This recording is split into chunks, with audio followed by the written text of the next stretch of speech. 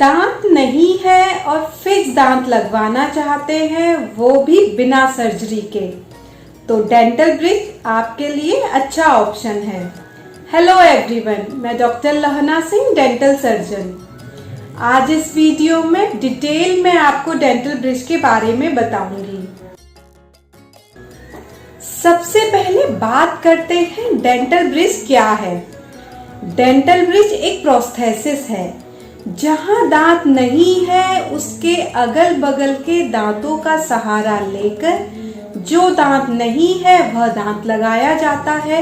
इसे ब्रिज कहते हैं। यह मेनली 3 प्रकार का होता है: कैंटिलीवर ब्रिज, मैरीलैंड ब्रिज और ट्रेडिशनल ब्रिज। आइए इन्हें थोड़ा आप डिटेल में समझते हैं।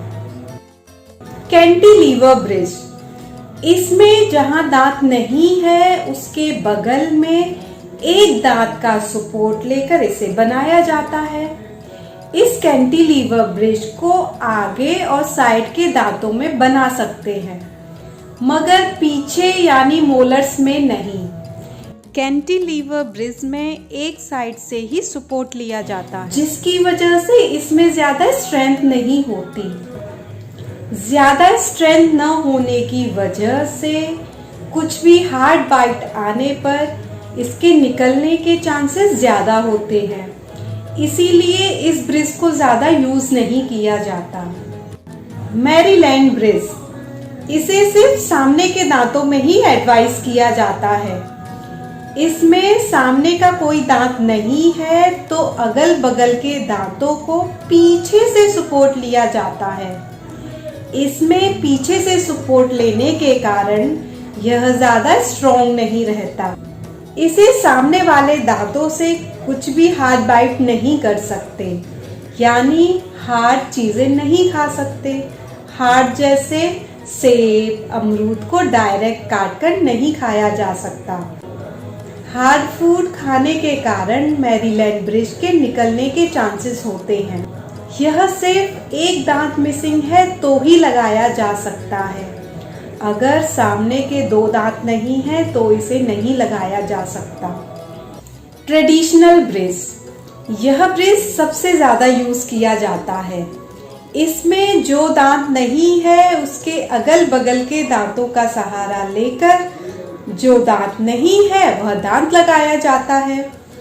यह ब्रिज 3 दांत से लेकर कई दांत का हो सकता है, डिपेंड करता है कितने दांत मिसिंग हैं। इसमें जिन दांतों का सपोर्ट ले रहे हैं उन्हें चारों तरफ से कट किया जाता है, फिर नाप लिया जाता है। नाप को लैब भेजा जाता है, लैब से ब्रिज बनकर आता है, तब इसे दांतों में फिक्स किया जाता है। ब्रिज लगाने के कुछ नुकसान यानी इसकी कुछ लिमिटेशंस होती हैं।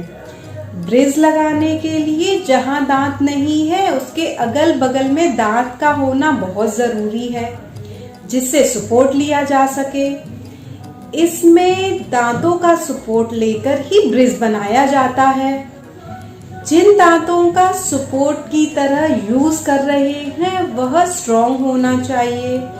अगर वह सपोर्ट स्ट्रॉन्ग नहीं है तो ब्रिज नहीं लगाया जा सकता। जिन दांतों का सपोर्ट ले रहे हैं वह दांत पेरियोडोंटिकली वीक हैं, यानी कि दांत हिल रहे हैं तो भी ब्रिज नहीं लगाया जा सकता।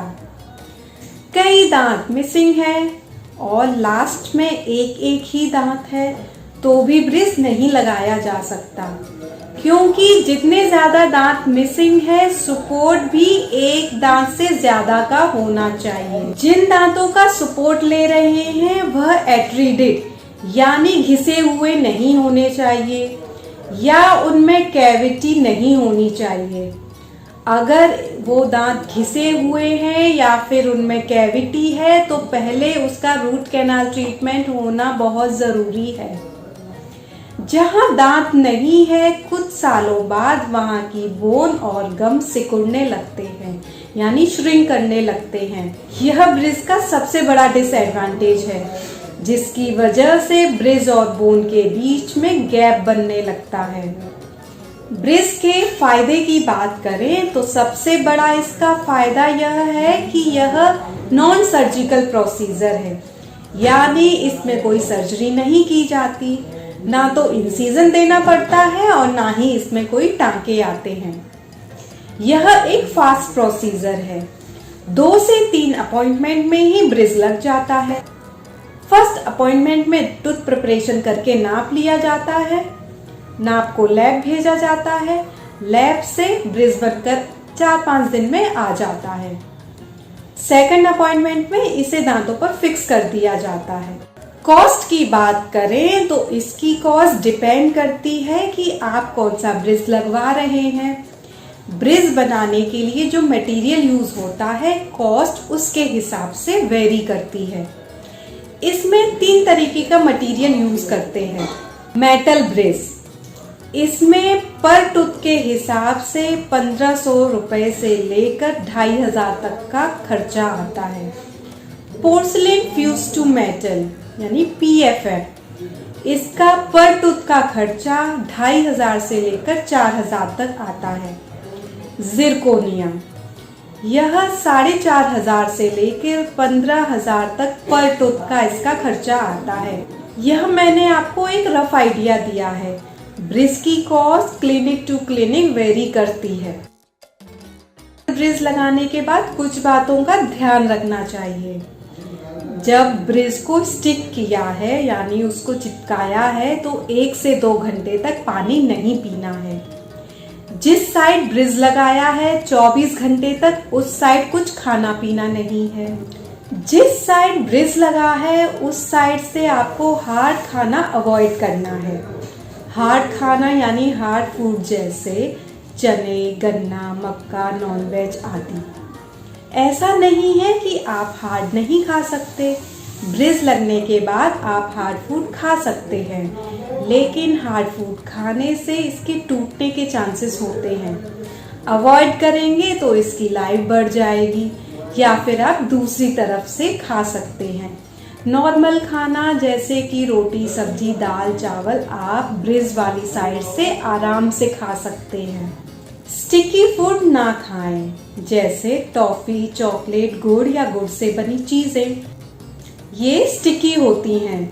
स्टिकी होने के कारण यह ब्रिज को निकालने की कोशिश करती हैं।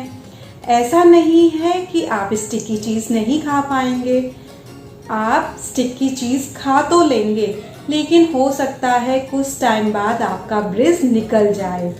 अगर ब्रिज निकल जाए तो परेशान या घबराएं नहीं, यह दोबारा स्टिक हो जाता है। डेंटिस्ट के पास जाकर इसको दोबारा स्टिक करा लें। ब्रिज हो या कोई भी आर्टिफिशियल टिप, लगाने के बाद उसकी केयर बहुत जरूरी है। केयर नहीं करेंगे तो कैविटी और गम डिजीज होने लगेंगी, जिसकी वजह से आपके ब्रिज के फेल होने के चांसेस बन जाएंगे। इसीलिए 2 बार सही तरीके से ब्रश करें, सुबह और रात को सोने से पहले। हर बार खाना खाने के बाद कुल्ला करें। खूब पानी पिए। हफ्ते में 2 से 3 बार गुनगुने पानी में नमक डाल के कुल्ला करें। इससे गम्स हेल्दी बने रहते हैं। Thank you.